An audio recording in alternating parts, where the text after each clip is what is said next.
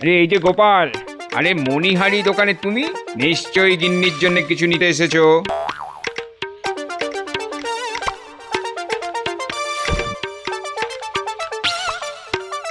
এই দেখো কেমন রেশমের শাড়ি এসেছে, একদম কম দামে তোমায় দিয়ে দেবো।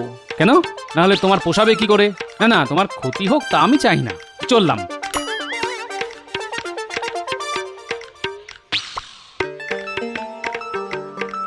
গোপাল, শাড়ি পছন্দ হলো না তো? এই নাও একেবারে খাঁটি সিঁদুর। নাও নাও নাও, ধরো ধরো, পলা, শাঁখা আর আলতা নাও, নিয়ে যাও, দেখবে গিন্নি কত খুশি হয়েছে। সিঁদুর? কি বলবো ভাই, সিঁদুর মাথায় দিতে দিতে সামনের দিকে টাক পড়ে গেল। কবে বিয়ে হয়েছিল বলো তো? আমার তো চাই মনেই পড়ে না।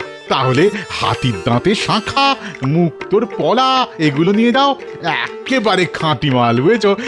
একেবারে খাঁটি মাল, ঝুটা আমাদের কাছে পাবে না। হ্যাঁ নিতাম, কিন্তু আমি আসলে বাঘের দাঁতের শাখা আর লোহার পলা কিনতে চাইছিলাম। তা তোমার কাছে আছে নাকি? না, এখন নেই, তবে নিয়ে আসতে পারি। আসলে কোথায় পাবো বলো তো? না ভাই, তোমাকে আর কষ্ট করতে হবে না, আমি খুঁজে নেব। সুন্দরবন আর কত দূর, এই তো কাছেই। আরে গোপাল যে, হ্যাঁ, আরে নিয়ে যাও একেবারে দরবারি আতর। হ্যাঁ, গিন্নিকে গিয়ে দাও, দেখবে এই সংসারে আর কোনো শান্তি থাকবে না। এদিকে এসো, এদিকে এসো।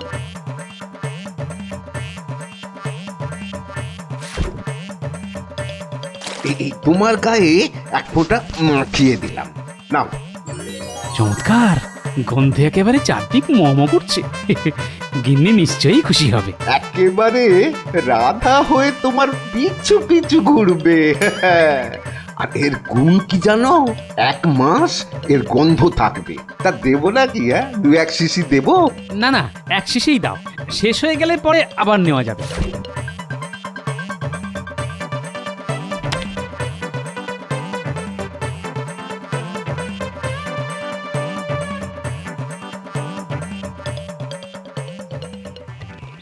হ্যাঁ রে পুটি, এই তোর দাদু কোথায় বলতো? বলে এত বেলা হয়ে গেছে, কখন স্নান করবে, কখন খাবে, খেয়ে জানে। আর চিন্তা করতে হবে না গিন্নি, শুধু নিজে আসেনি, তোমার জন্য যা এনেছি সেটা একবার দেখো, মন একেবারে খুশি হয়ে যাবে। এই ছোটদের সামনে না আদিক্ষেতা করতে হবে না। হ্যাঁ, আহ দিদা, দাদু কি এনেছে সেটা একবার দেখোই না, কত শখ করে এনেছে বলো তো। এই কেমন জিনিস এনেছে গিন্নি? এত দাম দিয়ে আদর কিনে আনার কোনো মানে আছে? মোহরগুলো সব খরচা করে এলে। আরে তোমার জন্য মোহর কেন, আমি জীবনটা পর্যন্ত দিয়ে দিতে পারি গিন্নি। পুটি, আমার গামছাটা দে, স্নান করে আসি।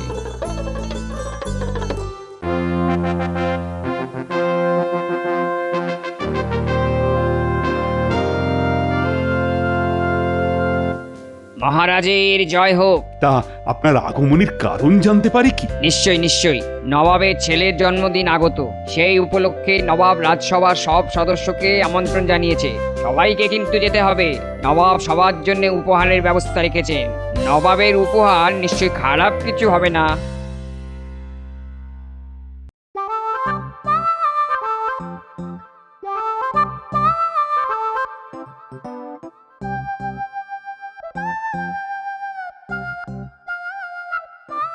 আরে গোপাল, এত বড় খুশির দিনে তুমি আজ দেরিতে এলে। হ্যাঁ মহারাজ, আজ আমারও খুব খুশি খুশি লাগছে, কেন তা বুঝতে পারছি না। কচি পাঠার ঝোল আর মোরগ মশাল্লাম, ছেলের জন্মদিনে সবাই নবাবের গোলাম। কার জন্মদিন মহারাজ? কিছু তো বুঝতে পারছি না। মহারাজ, নবাব কি সবাইকেই নেমন্তন্ন করেছেন? আগে হ্যাঁ, তুমি যে চোখে কম দেখো তা আমি জানি, কিন্তু কানেও যে কম শোনো তা তো জানতাম না। না মানে, গোপাল গেলে নবাব যদি ফতুর হয়ে যায় তখন তো খাজনা বেশি দিতে হবে, তাই কথাটা মহারাজকে জানিয়ে দিলাম। মহারাজ, আমি কিন্তু এখনো বুঝিনি আনন্দের সংবাদটা কি। আরে সেটাই তো বলা হয়নি, নবাবের ছেলের জন্মদিনে আমাদের সবার নিমন্ত্রণ মুর্শিদাবাদে। এলাহি ব্যাপার হবে, তা তাই সবাই আনন্দ করছে। আসলে এই খাওয়া দাওয়ার সঙ্গে যে নবাব সবাইকে উপহারও দেবেন তা নিশ্চয়ই সবার পছন্দ হবে। ও তাই বলুন, এখনো যাওয়াই হয়নি, শুধু উপহারের কথা শুনেই সবাই এত আনন্দ করছে। তবে আগেই এত আনন্দ করার কোনো কারণ নেই মহারাজ, আগে যাওয়া হোক, তারপর না হয় মন খুলে আনন্দ করা যাবে।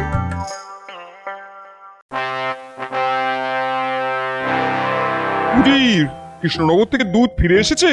জি জাহাপনা, তারা নাকি আনন্দে একেবারে ধেই ধেই করে নাচছে। ভালো ভালো। দেখো উজির, মহারাজ আর তার সঙ্গীদের আপ্যায়নের যেন কোনো ত্রুটি না থাকে।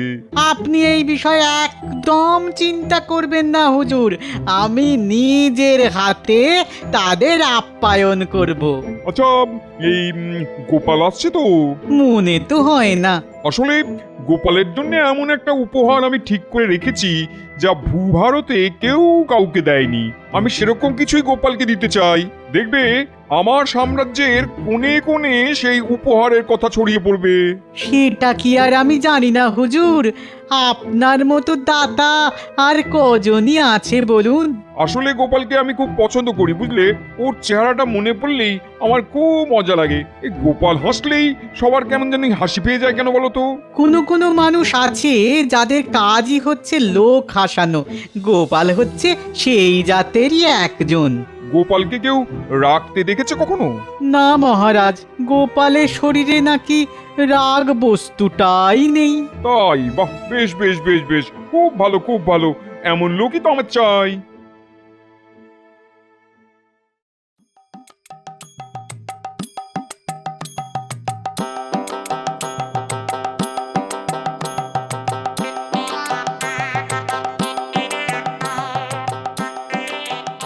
বাহ, গন্ধে দেখছি ঘর একেবারে ভরপুর হয়ে আছে। বলেছিলাম গিন্নি, এই আতর একবার গায়ে মাখলে বারবার মাখতে হবে। কি গন্ধ! আহ, মন একেবারে খুশ হয়ে আছে।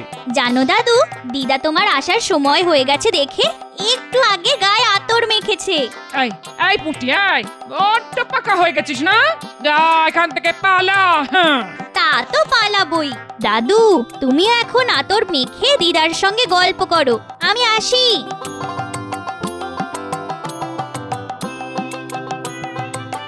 কাল মুর্শিদাবাদ যেতে হবে, বুঝলে? নবাবের ছেলের জন্মদিন উপলক্ষে মহারাজের সভাসদদের নিমন্ত্রণ করেছে। খাওয়া দাওয়ার সঙ্গে শুনলাম নবাব নাকি উপহারও দেবেন। ব্যাপারটা একটু কেমন যেন লাগছে না? মনে যদি সন্দেহ থাকে তবে যেও না। হ্যাঁ, ঘরে বসে থাকো আর গায়ে আতর মাখো। হ্যাঁ, আমার মনের কোণে যখন কোনো মেঘ জমে তখন তা সত্যি হয় গিন্নি, সেটা তো তুমি ভালো করেই জানো।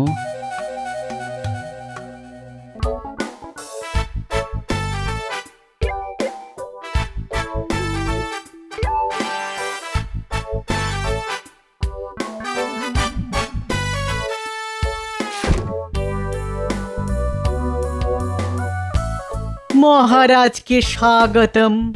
মুর্শিদাবাদের মাটি ধন্য হলো আপনার পদার্পণে। আসুন আসুন আসুন আপনারা, নবাব সবার জন্য অপেক্ষা করে আছেন।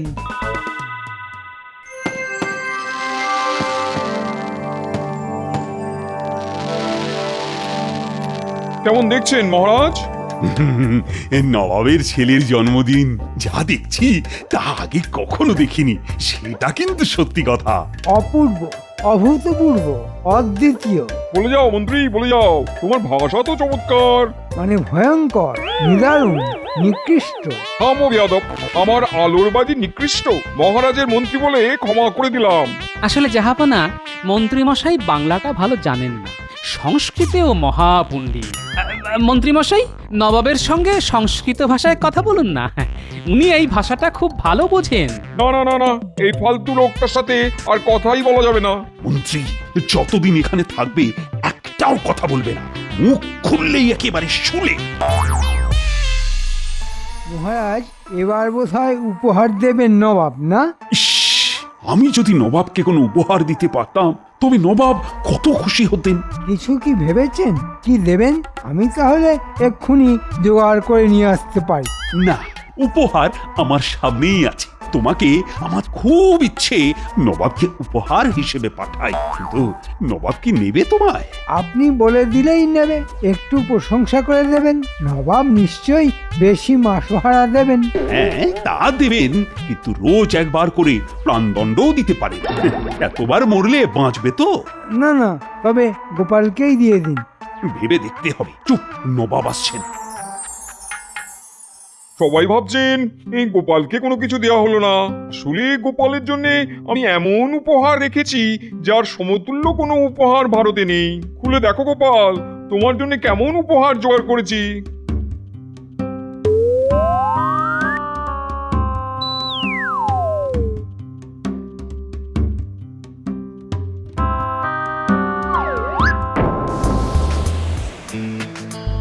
জাহাপনা, আজ যে উপহার আমি পেলাম তার কোনো তুলনাই নেই।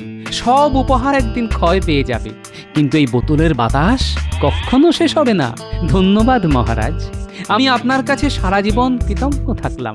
তুমি সমজদার লোক, তুমি এই উপহারের আসল মর্ম বুঝেছো। যেমন কর্ম তেমন ফল, অতি চালাকের গলায় দড়ি। ঠিক হয়েছে, আমরা বাড়ি ফিরবো হীরামানিক নিয়ে, আর গোপাল ফিরবে হাওয়া ভরা বোতল নিয়ে। এই হলো ব্যাপার। বেটা গোপালকে যা হেনস্থা করলেন নবাব, তার চোখে দেখা যায় না। শোন, তোরা সবাইকে এই খবরটা দিয়ে দিস, বেশ রসিয়ে বলবি, বুঝলি? তার বলতে কেচ্ছা কে না ভালোবাসে বল। ও নিয়ে তুই ভাবিস না, আগুনের মতো এই কেচ্ছা ছড়িয়ে দেব সারা ওই কৃষ্ণনগরের ঘরে ঘরে। শেষ পর্যন্ত নবাব তোমার ওপর শোধ নিলেন তাহলে? গোপালের উপর শোধ নেওয়া এত সহজ নয় গিন্নি, এর উত্তর আমি দেবই, এবং ওই বোতল দিয়ে। বোতলটা যত্ন করে রেখে দিও, কাজে লাগবে।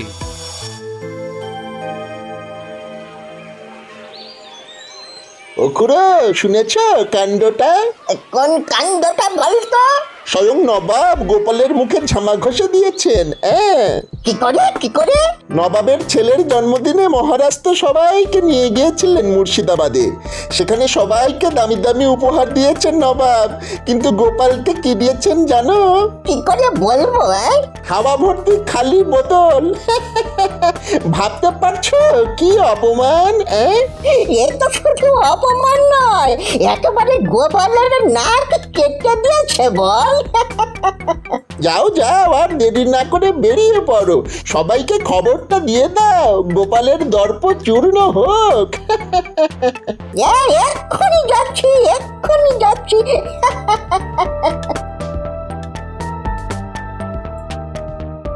আর কান পাতা যাচ্ছে না, কান পাতা যাচ্ছে না। সবাই তোমার অপমান নিয়ে এত কথা বলছে, আমি আর পাড়ায় বেরোচ্ছি না। হ্যাঁ, এর পেছনে মন্ত্রীর হাত আছে। সে লোক লাগিয়ে চারদিকে আমার অপমানের খবর ছড়িয়ে দিচ্ছে। ঠিক আছে, এক মাঘে শীত যায় না, আমিও দেখিয়ে দেব।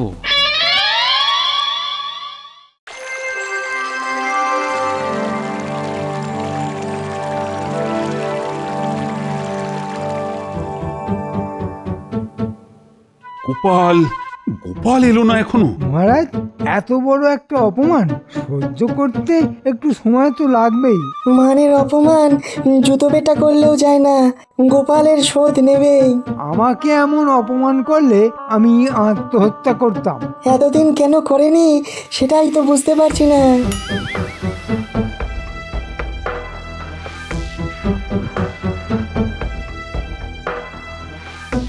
কি ব্যাপার গোপাল, মন মেজাজ খারাপ? তাতে কি হয়েছে?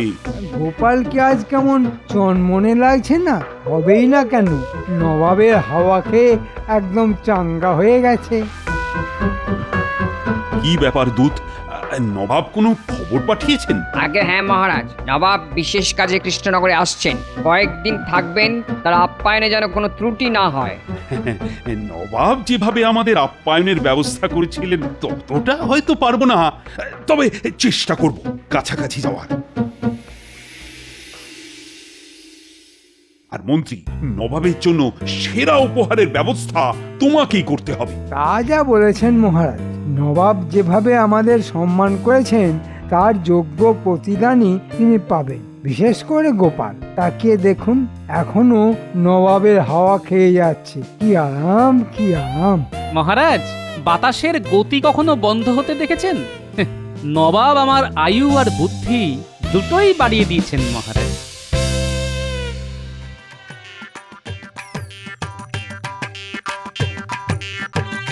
সেদিন যে আতর দিয়েছিলে না, ভোলা যায় না। এখন আমাকে অন্য রকমের আতর বানিয়ে দিতে হবে। অন্য আতর? কেন? গিন্নির পছন্দ হয়নি? না না, তা নয়, গিন্নির ব্যাপার নয়।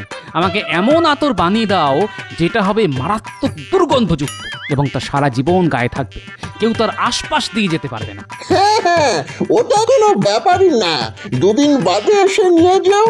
সঙ্গে আরেকটা জিনিস দিও, যাতে আতরের গন্ধ ধুয়েও ফেলা যায়। আরে হ্যাঁ হ্যাঁ, তা আমরা এমনিতেই দিই, তুমি কিছু চিন্তা করো না। শোন, নবাব আসছে এখানে, একটা তাক লাগানো উপহার দিতে হবে আমায়। তা কি দেবেন, কিছু ঠিক করেছেন? দূর ছাই, আমার মাথায় তো কিছুই আসছে না। আপনার মাথায় আসবে না, দেখতে হবে গোপাল কি দেয়। ভালো কথা বলেছিস তো। গোপালের বাড়িতে আড়ি পার, দেখ ও কি দিচ্ছে, তারপর সেটা ঝেড়ে দিলেই হবে। ভালো বলেছিস তো, তাহলে আর কি, আজ থেকেই নজর রাখ।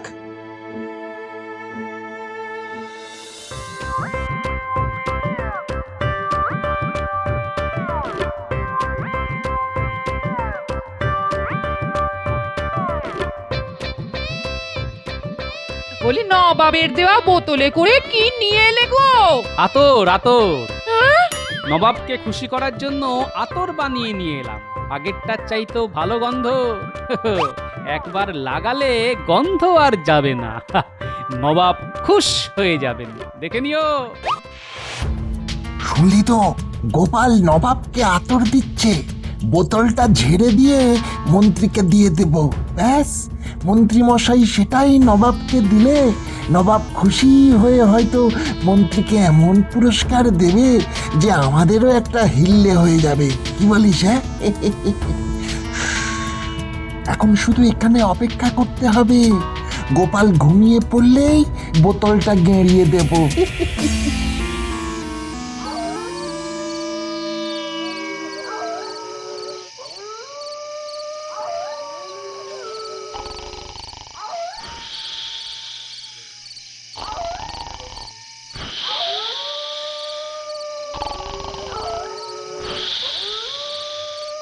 নাক ডাকা শুনছিস? যেন বাঘ ডাকছে। চল, এই বেলা ঢুকে পড়ি। হ্যাঁ, চল চল ঢুকি।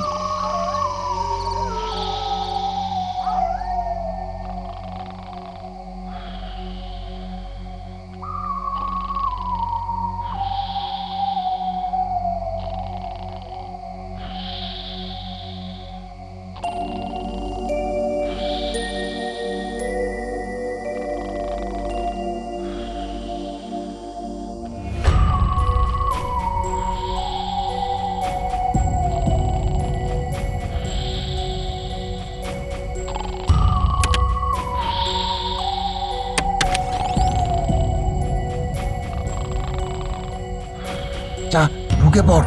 আমি বাইরে দাঁড়াচ্ছি, তুই আমার হাতে বোতলটা দিয়ে তারপর ঘর থেকে বেরিয়ে পড়।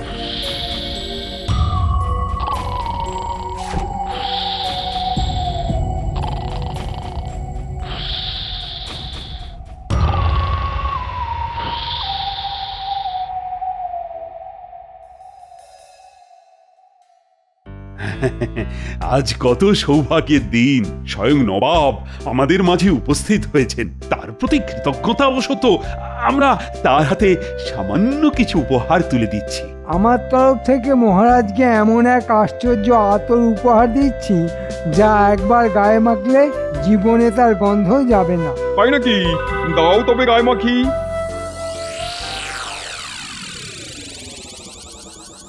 এমন আশ্চর্য আতর তো আমি কোথাও দেখিনি। এই বোতলটা কোথায় দেখেছি বলে মনে হচ্ছে, কিন্তু কোথায়? এ বোতল নবাবী বোতল, একেবারে খোদ মুর্শিদাবাদ থেকে আনিয়েছি নবাব। ঠিক আছে, দাও, আমি গায়ে লাগাই।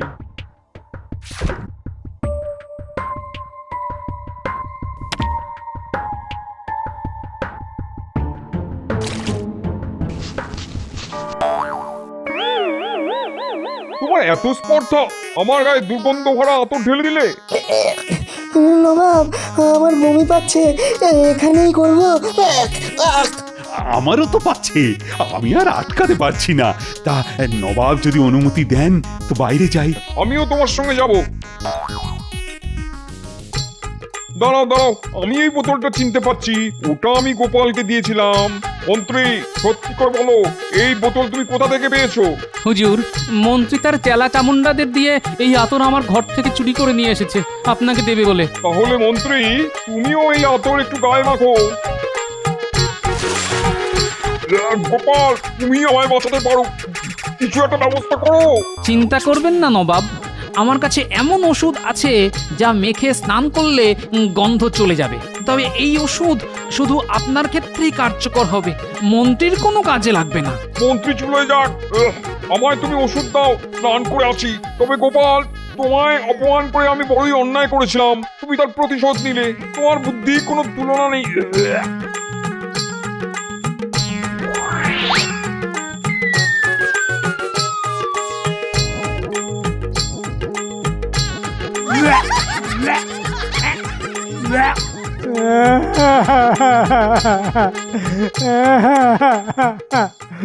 Yeah.